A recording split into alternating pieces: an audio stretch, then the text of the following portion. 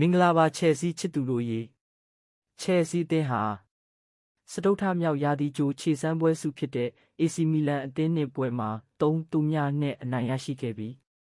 ချယ်ဆီအသင်းအတွက်တွင်းဂိုးတွေကိုတော့ယာအိုပက်ထရို2ဂိုးနဲ့မွိုင်ဆက်ကိုင်စီတိုတို့ကတွင်းယူပေးခဲ့ပါတယ်။ပွဲပြီးနီးပြအလွန်ဆိုရဲ့အင်တာဗျူးကိုပြန်လည်တင်ဆက်လိုက်ပါတယ်ခင်ဗျာ။နောက်တန်း3ဦးထားရှိတဲ့ပုံစံတို့ပြောင်းလဲကစားခြင်းနဲ့ပတ်သက်ပြီးနီးပြအလွန်ဆိုကဟုတ်ပါတယ်ကစားကွက်ပုံစံ system ကအဓိကမဟုတ်ပါဘူးအရေးကြီးဆုံးအချက်တွေကတော့အသင်းရဲ့ကစားဟန်စီစဉ်မှုစွမ်းရည်နဲ့ကျွန်တော်တို့လိုချင်တဲ့ကစားပုံဆိုင်ရာအခြေခံမူတွေပဲဖြစ်ပါတယ်ဒါအပြင်ကျွန်တော်တို့အနေနဲ့ကစားပုံချင်းကပ်မှုပိုင်းမှာပုံစံအမျိုးမျိုးနဲ့လိုက်ရောညီထွေကစားနိုင်စွမ်းရှိဖို့လည်းလိုလားပါတယ်ဒီနေ့ပွဲမှာတော့အဲ့ဒီနီလန်းကအလွန်ကောင်းမွန်စွာအလုပ်ဖြစ်ခဲ့တယ်လို့ကျွန်တော်ထင်ပါတယ်ဒါပေမဲ့ကျွန်တော်တို့အနေနဲ့ကစားကွက်ဆိုင်ရာအကြံဉာဏ်သစ်တွေကိုဆက်လက်ဖန်တီးတည်ဆောက်သွားမှာဖြစ်ပြီး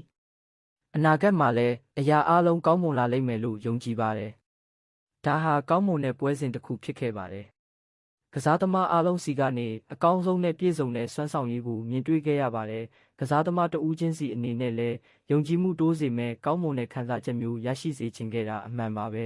။ဒီခရီးစဉ်အတွင်းကစားသမားတစ်တွေဝင်ရောက်လာတာနဲ့အမျှအခြေအနေမျိုးမျိုးနဲ့လိုက်ရောညီထွေဖြစ်အောင်စူးစမ်းနေရတယ်ဆိုတာကျွန်တော်တို့သိပါတယ်။ဒါပေမဲ့ကောင်းမွန်တဲ့ကွင်းနဲ့ကောင်းမွန်တဲ့မြက်ခင်းပြင်မှာအလွန်ပြည့်စုံကောင်းမွန်တဲ့စွမ်းဆောင်ရည်ကိုပြသနိုင်ခဲ့တယ်လို့ကျွန်တော်ထင်ပါတယ်